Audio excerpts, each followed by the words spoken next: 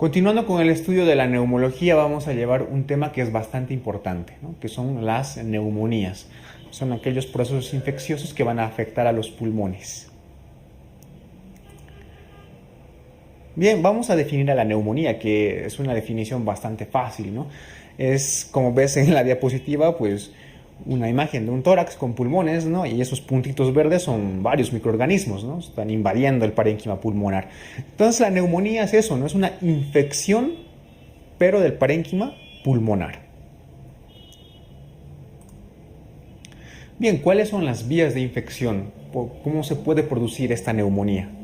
Pues tenemos 4 tipos de vías por las cuales uno puede adquirir estos patógenos. La vía inhalatoria, la aspiración o microaspiraciones, la diseminación hematógena y por contigüidad.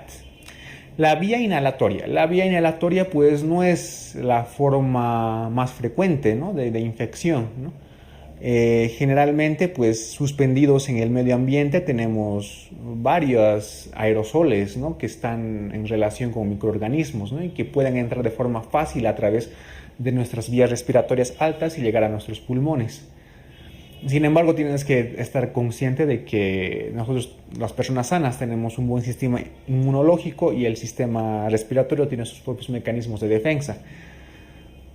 Por lo cual esta vía no es tan frecuente, ¿no? Sin embargo, sí es la vía preferida para la infección por algunas bacterias. Por ejemplo, es la vía preferida para la infección por Mycoplasma pneumoniae, también por Chlamydia pneumoniae y por la Legionella pneumophila, ¿no?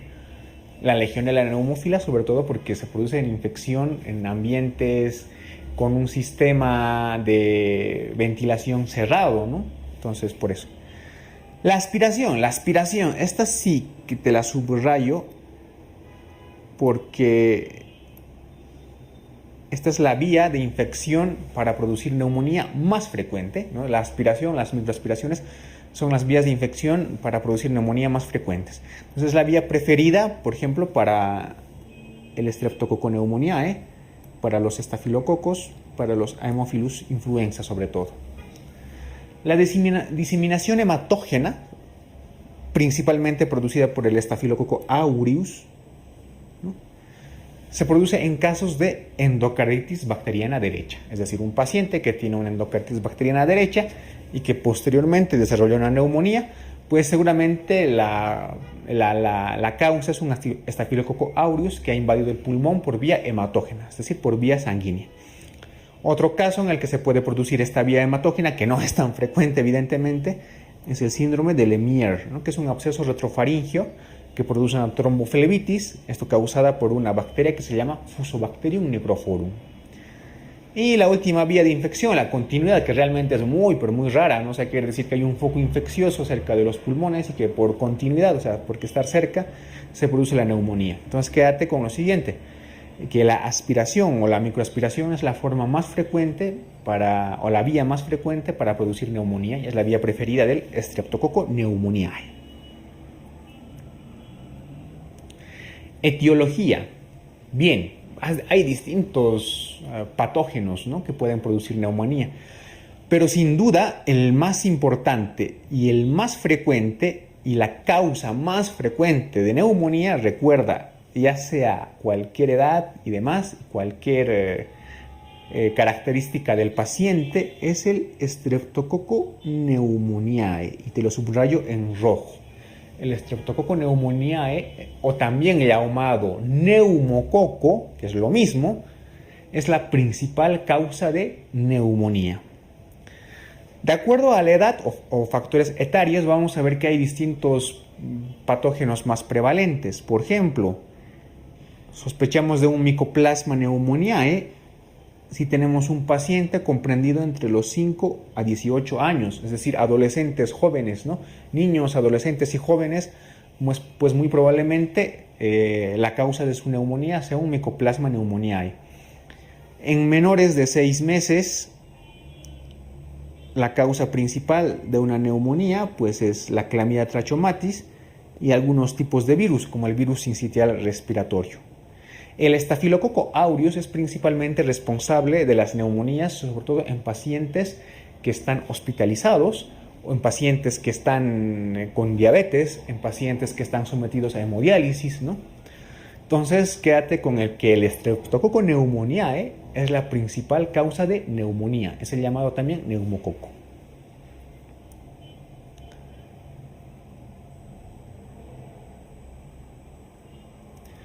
Bien, en esta diapositiva tengo un cuadrito donde demuestran otro tipo de patógenos con algunas particularidades, ¿no? Que también son causa de neumonía. Por ejemplo, la Coxiella burnetii, ¿no? Que se sospecha si el paciente ha estado en contacto con ganado.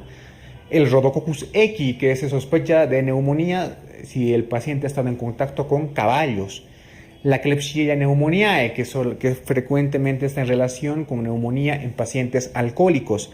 La Chlamydophila psittaci, que te produce la famosa citacosis, ¿no? Que es una neumonía que está en relación con el contacto con aves. La fisiopatología. Es una diapositiva en blanco. Bueno, es que la fisiopatología realmente es bastante sencilla. Si tú recuerdas un poco el tema de insuficiencia respiratoria, hay un mecanismo, ¿no? Que te produce hipoxemia y en el cual está dentro la neumonía. ¿Cuál es? Recuerda, a ver, piensa un poquito. ¿Cuál crees que es ese mecanismo? Es el que se llena de líquido el alveolo, ¿no? Ya sea por pus o por sangre. Eso, el mecanismo shunt, el efecto shunt o de cortocircuito. Entonces la fisiopatología se basa básicamente por ese mecanismo. Tenemos un mecanismo de shunt, o sea, hay una hipoxemia.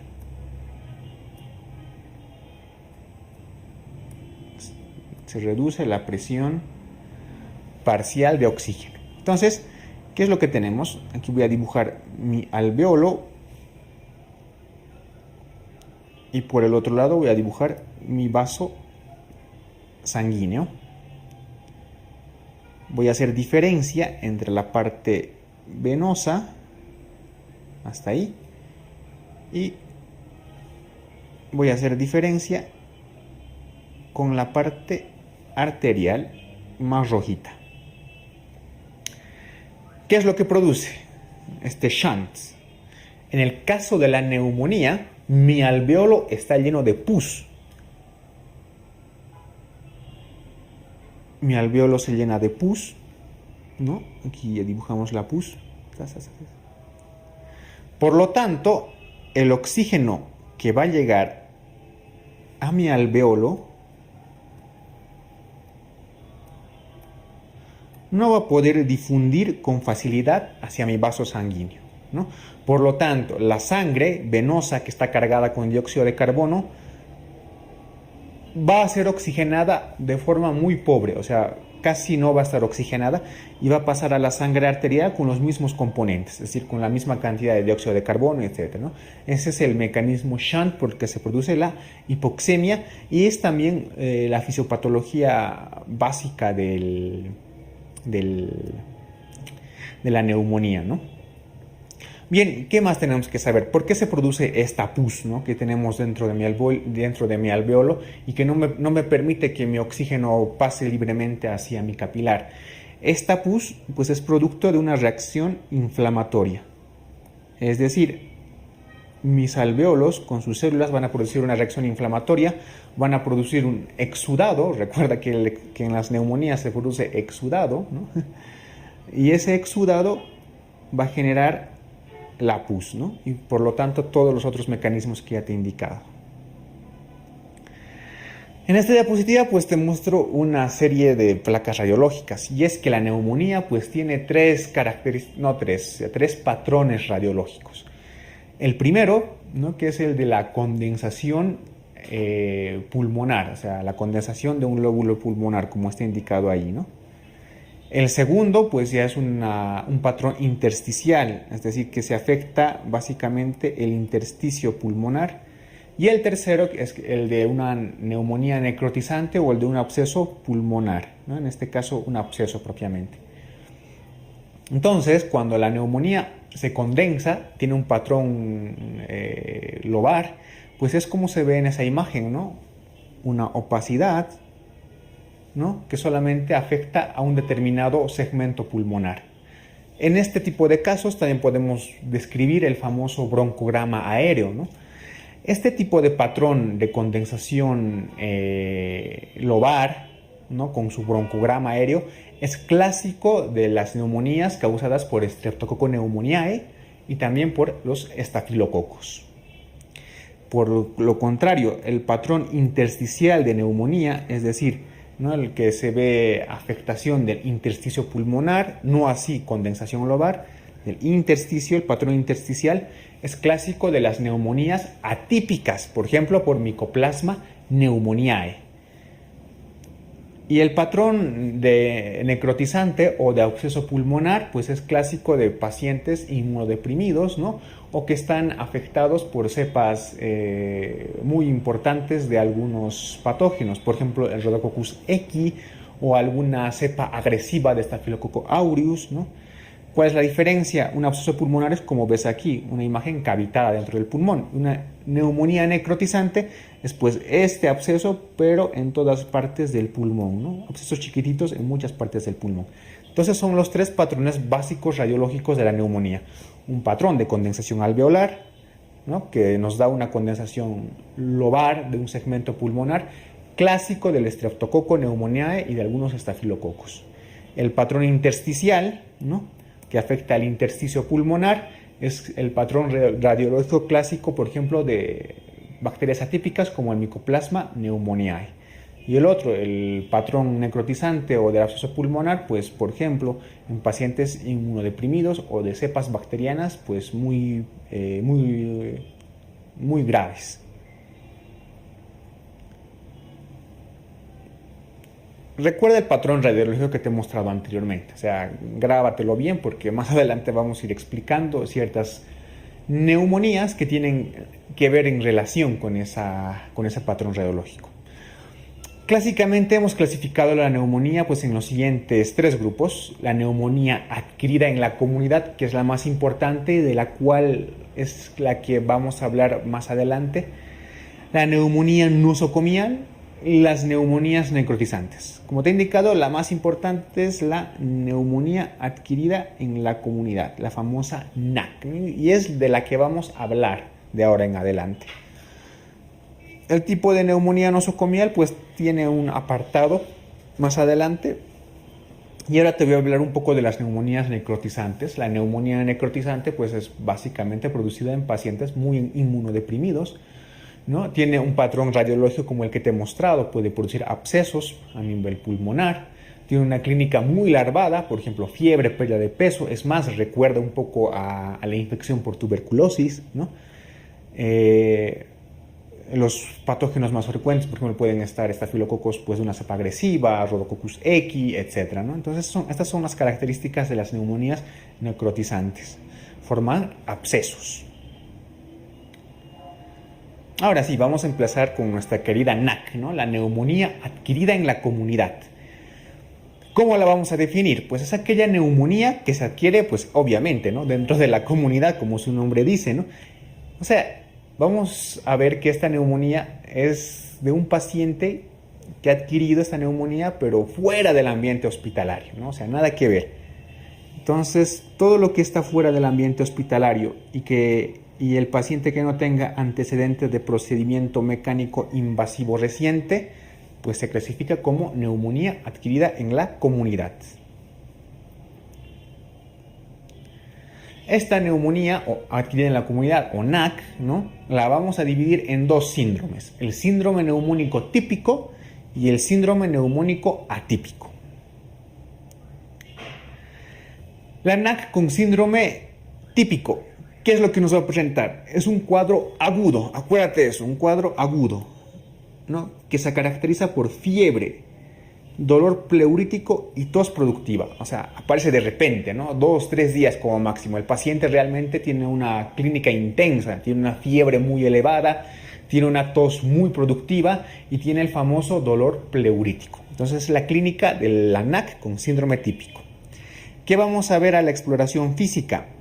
Bien, a la exploración física, auscultando al paciente, vamos a escuchar crepitantes y soplo tubárico, ¿no? Crepitantes pulmonares y soplo tubárico. ¿Qué es lo que vamos a ver en el hemograma? En el hemograma vamos a ver que hay una gran leucocitosis, ¿sí? Leucocitosis. Y en la radiografía de tórax, ¿qué es lo que vamos a ver? El patrón de condensación alveolar, que ya te lo he enseñado en una diapositiva anterior. El patrón de condensación alveolar o de bronconeumonía es el clásico del NAC con síndrome típico. Esta presentación de la neumonía, pues es la clásica infección pulmonar por nuestro querido Streptococcus pneumoniae o neumococo, ¿no? Otras bacterias que presentan este tipo de características son el Haemophilus influenza, la Klebsiella pneumoniae y la Legionella. Entonces recuerda, el NAC con síndrome típico, un cuadro agudo, ¿no? Con clínica intensa, fiebre elevada, dolor pleurítico y tos productiva. A la auscultación, crepitantes pulmonares y soplo tubárico. En el hemograma, una elevada leucocitosis. Y en la radiografía de tórax, el patrón radiológico es el de condensación alveolar y bronconeumonía o bronconeumonía con su clásico, ¿no? Broncograma aéreo.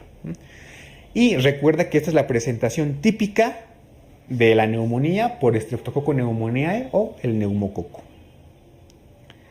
Por otro lado tenemos el síndrome atípico. ¿Y cuál es la característica de este síndrome atípico?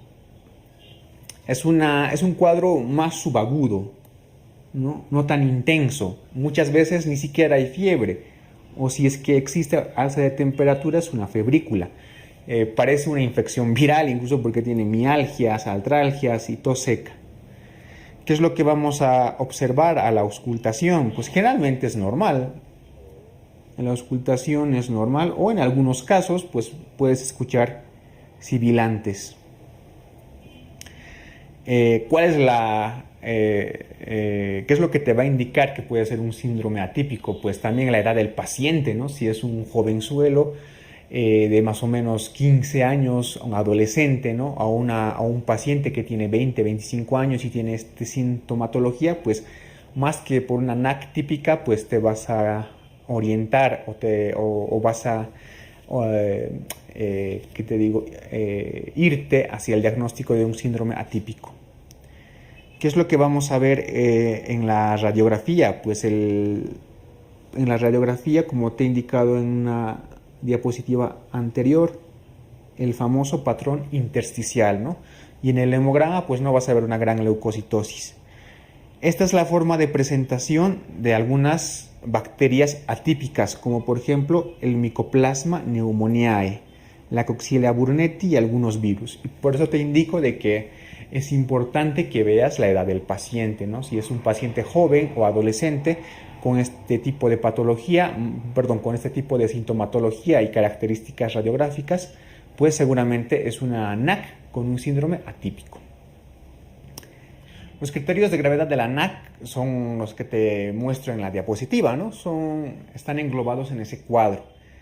Entonces, ¿cuáles son? Básicamente son la edad, que sea mayor a 65 años, la taquicardia, una taquicardia mayor a 140 latidos por minuto, taquipnea, mayor a 30 respiraciones por minuto, presión arterial sistólica menor a 90 milímetros de mercurio, que el paciente con neumonía tenga una enfermedad subyacente, ya sea renal, cardíaca, pulmonar, cáncer, diabetes o tenga VIH, que el paciente presente un derrame pleural paraneumónico o empiema, mismo que ya te lo he explicado en el tema de derrame pleural, y espero que lo repases.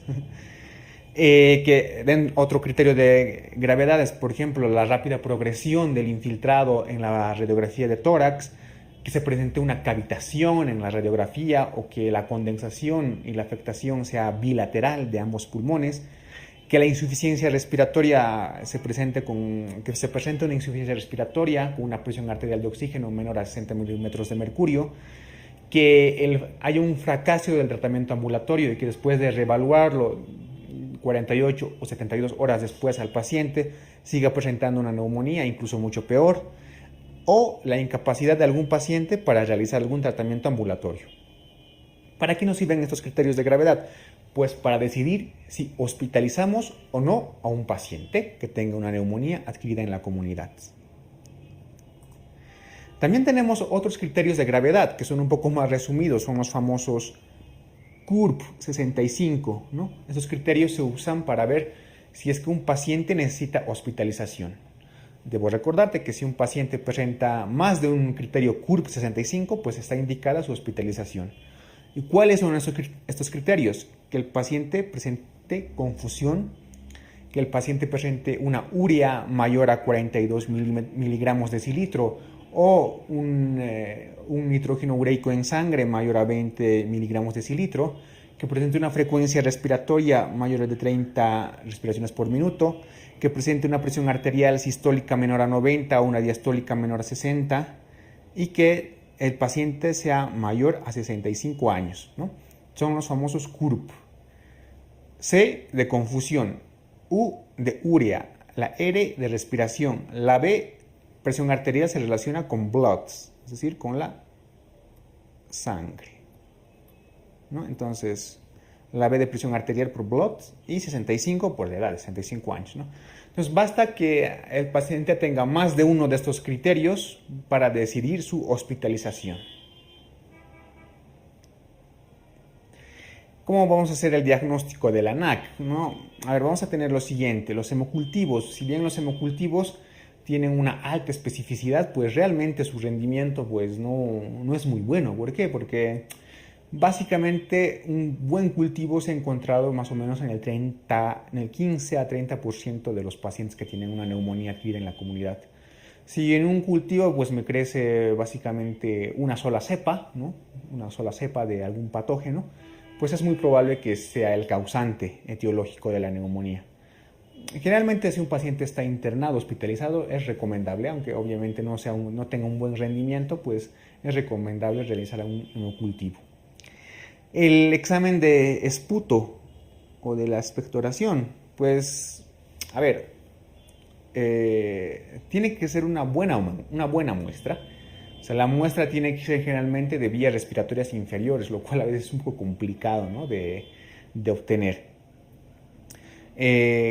¿Cómo definimos que sea un buen estudio? Si el GRAM y el cultivo de esputo se observa más de 25 polimorfonucleares y menos de 10 células epiteliales por campo. Entonces, si observamos esta cantidad de células, pues decimos que esta muestra sí es adecuada y de calidad, ¿no? La detección de antígenos en orina, pues actualmente esta es la prueba de elección, sobre todo en el diagnóstico de la neumonía por legionela. Hay también algunos antígenos que actualmente se están queriendo usar, sobre todo, o ya se usan, ¿no?, sobre todo para el Streptococcus pneumoniae, pero el más clásico es el antígeno en orina para el diagnóstico de la legionela. Las serologías, bueno, sobre todo son útiles, por ejemplo, para identificar Mycoplasma pneumoniae, Chlamydia psittaci, Coxiella burnetii, ¿no? Y las pruebas invasivas, ¿no? Tenemos la toracocentesis, en el caso de un derrame pleural paraneumónico, y la fibrobroncoscopía. Las pruebas invasivas solamente se van a aplicar en un paciente que tenga una neumonía de mala evolución, es decir, una neumonía que sea grave, ¿no?, y que no esté evolucionando de una manera adecuada. Normalmente, si bien esto es un intento más o menos, ¿no?, para aproximarnos al agente etiológico, hay un gran porcentaje de neumonías en las cuales no vamos a saber cuál es el agente exacto causal y nos vamos a guiar más o menos en la historia clínica, en los patrones radiográficos y en la evolución del paciente. Por ejemplo, ¿no?, si es un paciente de 30, 40 años que tiene sintomatología típica de una NAC, ¿no?, con una fiebre alta y demás, y una tos productiva, y en la radiografía veamos un broncograma aéreo con una condensación, muy probablemente pues el agente etiológico sea el estreptococo, ¿no?, y no necesitemos de una detección de antígeno o un examen de esputo. Pero estos exámenes se realizan con el objetivo de más o menos aproximarnos al agente etiológico. Como te digo, pues es un poco complicado, ¿no? Es bastante complicado. ¿Qué más tienes que saber de la NAC? Pues básicamente eso, ¿no? Siempre relacionar la edad del paciente, ¿no?, con un síndrome atípico para con un síndrome atípico, sobre todo si está causado por Mycoplasma pneumoniae, ¿no? Un paciente joven, ¿no? Que tiene un cuadro más o menos viral con cefaleas, mialgias, una febrícula y tiene un patrón intersticial en la radiografía, pues hay que sospechar de que su etiología más probablemente es un Mycoplasma pneumoniae. El tratamiento, pues vamos a dividirlo en dos. La neumonía adquirida en la comunidad sin criterio de hospitalización y la neumonía adquirida en la comunidad con criterio de hospitalización. Para decidir si hospitalizamos o no, ya te he indicado los criterios, ¿no? Y también el famoso CURP 65. Entonces, empezamos con el primero. Una NAC sin criterio de hospitalización, pues vamos a usar los siguientes antibióticos. Si tiene un síndrome típico, ¿no? Un síndrome típico, fiebre alta, tos con mucha expectoración, un patrón radiológico con broncograma aéreo y condensación, síndrome típico, le vamos a dar amoxicilina, ácido clavulánico o en su defecto una quinolona respiratoria. Si por el contrario esta NAC presenta más sintomatología atípica con un patrón radiográfico también atípico, pues vamos a darle al paciente un macrólido, en este caso acitromicina, o también en su defecto una quinolona respiratoria, ¿no? Síndrome típico, amoxicilina, ácido clavulánico. Síndrome atípico, un macrólido. La NAC con criterio de hospitalización, es decir, pacientes que tienen algún criterio de hospitalización o que presenten más de un criterio del CURP 65. Bueno, vamos a darle en primer lugar una cefalosporina de tercera generación o amoxicilina ácido clavulánico. Una cefalosporina de tercera generación puede ser cefotaxima o ceftriaxona, o en su defecto amoxicilina ácido clavulánico. Combinado o no, pero se recomienda que esté combinado generalmente con un macrólido, es decir, con acitromicina o eritromicina, ¿no? O en su defecto podemos administrarle simplemente una quinolona respiratoria, en este caso el levofloxacino. Entonces, el ANAC con criterio de hospitalización dentro del hospital administramos cefalosporina de tercera generación, cefotaxima o ceftriaxona, ¿no? O amoxicilina ácido clavulánico, combinado o no con algún macrólido, ¿no? Y el otro esquema sería simplemente administrarle una quinolona respiratoria. ¿Qué es lo importante?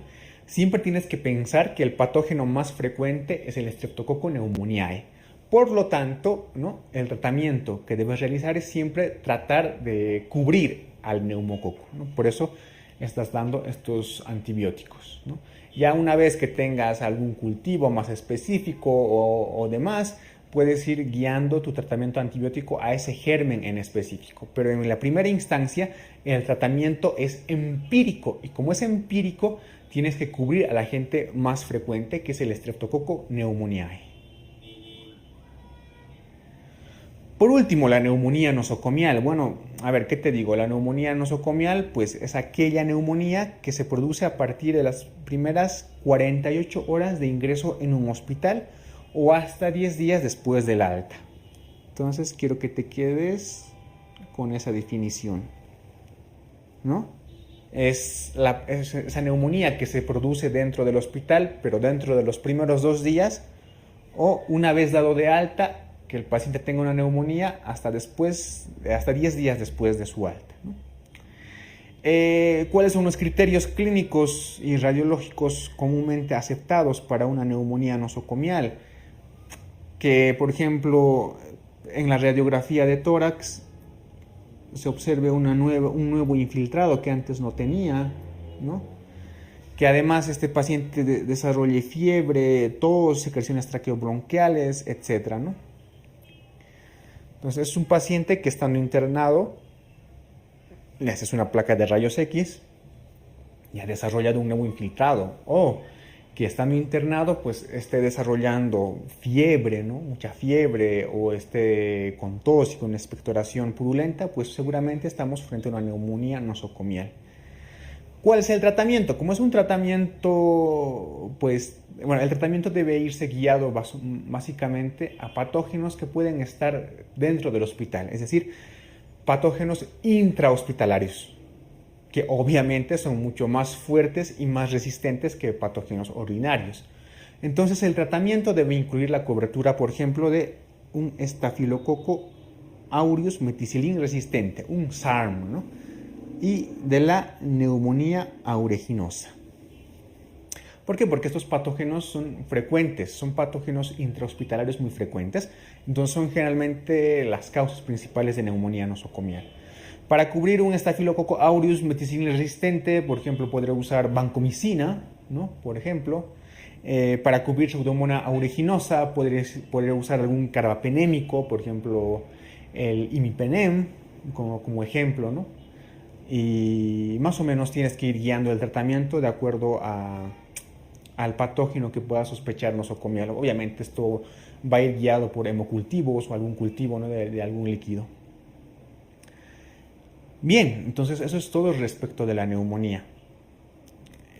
No me queda más que agradecerte, o sea, darte las gracias por la atención a estas clases de neumología. Te hemos dado los temas más importantes y que están dentro del programa del examen de residencia médica, ¿no? Dentro de la convocatoria.